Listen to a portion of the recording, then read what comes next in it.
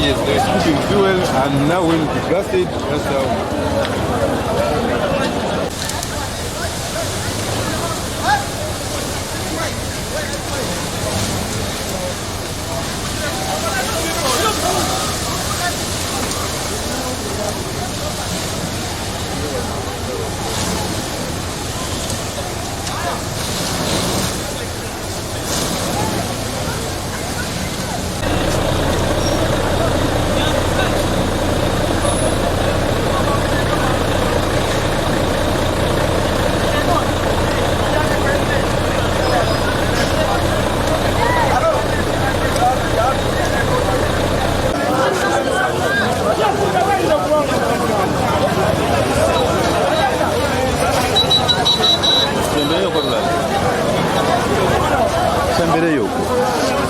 Amanya nze Kabogoza Livingstone Manigajegere maze nchekirira omuluka gwe naluvule kugombora ya wakisosa bukamudi kwaliza abamu njagala kusooka okusasira bannayuganda bonna abafunira okusebwa mu bintu by'engeri zimu okunyirizibwa okubaddewo kwonna naye okutwalira ddala nga ekyagudde mu ggwanga lyaffe ku luguudo lw'ebbombo eky'omuliro ogwagwa ekigoogwa tutuuse okusasira kwaffe eri abantu bonna abafiirwako abantu baabwe ab'ekitundu ekyo ate ne tusaasira n'abakulembeze bannaffe abali mu kitundu ekyo olw'okugwibwako enjege eyagwawo naye mu byonna kyetwagala okusooka okusaasira okuteekawo embeera twagala okusaasira gavumenti okugiteeka ku nninga okusobola okulaba nti pulogulaamu y'okuteekateekera bannayuganda n'eggwanga okutwaliza awamu erimu obunafu kubanga omuliro ogwo ekimotoka bwe kyagwa wadde kirimu embeera y'obwavu nti abantu bajja ne bassa n'amafuta olw'obwavu obuyiki obuli mu bannayuganda naye ate n'enteekateeka y'amafuta engeri gye gazimbibwa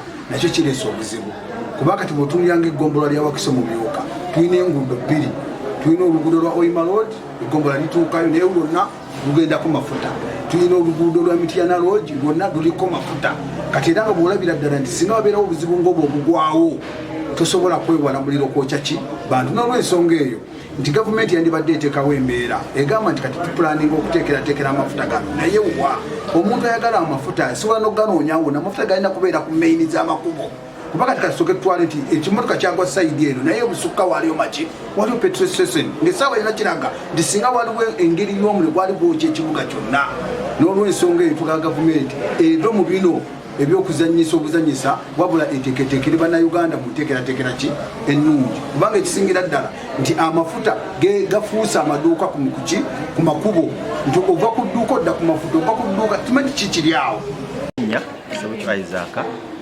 kansala w'abantu abeesiimye abannakabugo kabbira Wakiso County twafunye enjega mu bitundu by'ekigoogwa ekimotoka ky'amafuta we kyagudde abantu baffe ne bafiiramu abayitirivu naye abantu baffe bali badde tebafa bwe batyo n'ensonga eva ku obwavu bungi nnyo mu bantu oli walaba ekintu eky'obwereera yala kirwanire so senga gavumenti etaddewo embeera y'emirimu mu bantu enjega ng'ezo tetwali bafunye kuba kati bibadde mu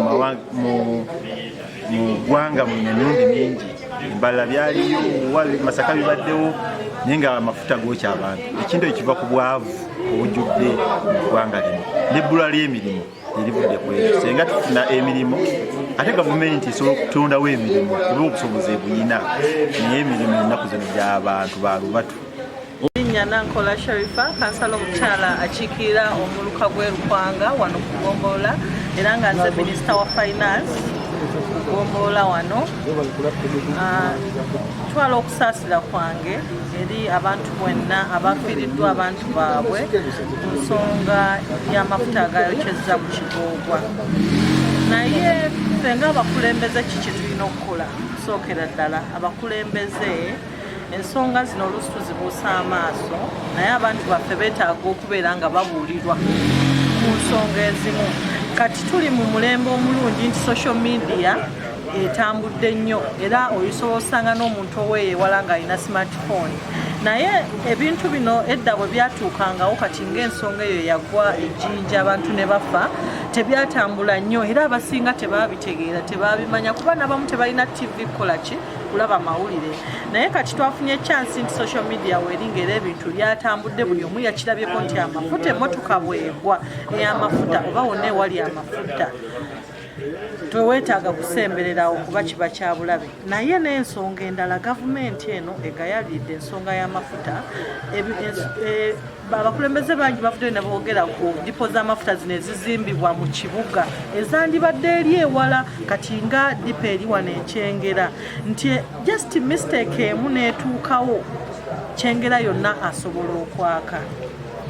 So tusaba gavumenti batunule mu nsonga eyo tebeefuula abatabiraba kuba ensonga ezo bazimanyi naye olw'okuba bali abantu abasaba layisinsi okukola amafuta bo bajja ne ssente ne bagulirira ne bawa enguzi n'oddira dipo y'amafuta n'ogizimba mu kibuga wakati nga Kyengera akabiriti kamu bwe kati kasobola okwakisa Kyengera nnamba n'abantu bonna ne bafa. Ismail Kigoogwa ssentebe wa Kazo Muganzirwazza nga ndi wano ku LC yange. Ekyamazima nzikinandisabye gavumenti eveeyo eyambe ku bantu okubasomesa. Waliwo puroguramu ezibeera ku ma-TV ku biki basobola okusasulira ku malediyo abantu ne bamanya ebintu by'omuliro ebyo bibi, ebintu by'amafuta ebyo bibi bitta. Ekyamazima ekyabatuuseeko mu mbeera eyo naye embeera ekyasinze ogireeta mbeera ya bwavu yekozesa abantu ebyo nti emmotoka bwe yagudde bo ne balabanga omugano bagende babba amafuta batunde bafunemu ekyojja mu miro naye ne batamanya nti ate obulamu bugenda. So kati gavumenti erina okuvaayo eyambeko ku bantu okubategeeza. Oyinza okwagala okufuna amangu naye ng'ogenda kufa mangu. Kati senga babaddeyo ne puroguramu ezo ezibuulirira abantu ng'oli amanya nti emmotoka eyo weegwa ssaawa yonna ekwata omuliro teyeetaaga kusemberezebwa. Nga bw'olaba kati abalina emisubbaawa mu nnyumba bagiteekamu nti ennyumba zikwata omuliro ebyo ne babuulira abantu okulaba nga tukola ki. Naye n'embeera eriwo ey'obwavu eyaviiriddeko abantu abo okukola ki okuba nga bafa. Kubanga ekyamazima senga si mbeera ya bwavu teriyo omuntu asobola kuva wagala nti kangende nsine wali amafuta gakulukuta nga ssente ayinamu naye embeera eyabakozesezza ebyo. So nakuwalira wamu n'ekyalo kyange eri abantu abo abafudde ne famire zaabwe era nensaba Mukama Katonda abasonyiwe byabasobako. Nti yandibadde eteekawo buli kimotoka ekitambula neteekawo nga buli kimotoka ekitambula kyonna kyonna libe etteeka nga bw'olaba saadi pate nga bw'olaba emisolo nga bw'olaba nti owa traffic ayimiriza emmotoka nga terina mipiira. Yandibadde nga gavumenti eteekawo obuuma ku buli kimotoka kyonna kyonna kyonna ekinene eky'amafuta ekitambula yandibadde eteekawo obuuma obwo obuzikiza omuliro naye banga esobola okulifuula etteeka nga buli kimotoka ekitambula ku kkubo wabeerawo obuuma obuzikiza omuliro.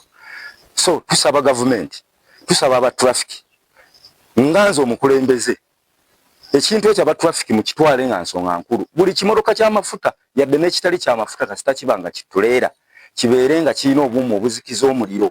Ekitakayina libe nga tteeka. Bw'osanga nga tekikayina gipaakinge oba wabeerewo ekipapula kye bakuba nga bw'okuba emmotoka nga talina saadi pate.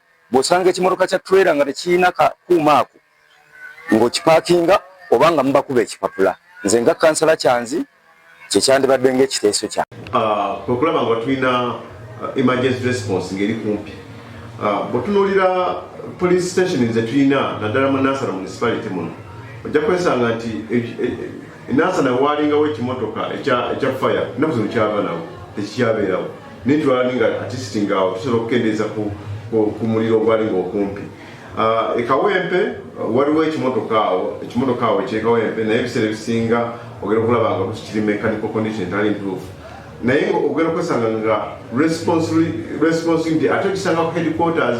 So ekisobola okukolebwa kati saawa eno okulaba nga poliisi ennene nga olaba ezitulako ba DPC nga olaba enansana wandibadde waliwo ekimotoka nga kiri mu mbeera nnungi nnyo nga ate kisobola okurespondinga ku speed nga abasirikale eva babeera ku alert.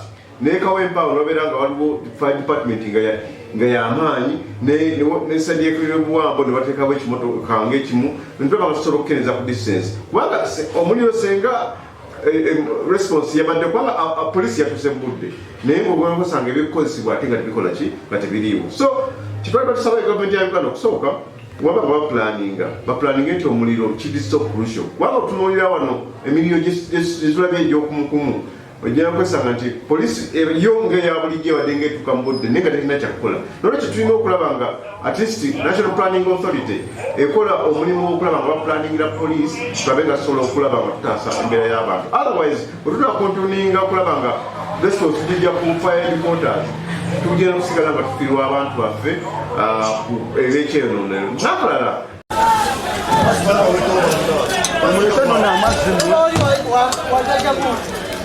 bakyayina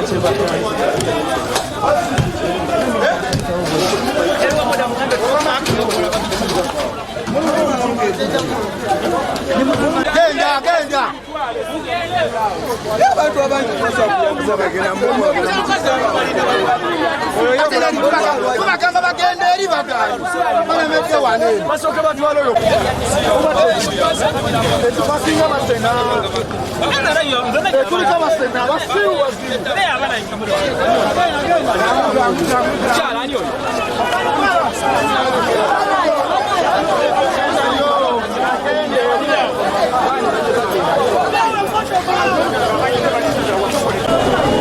kazi bajja ana batambuza aje biwedde tugende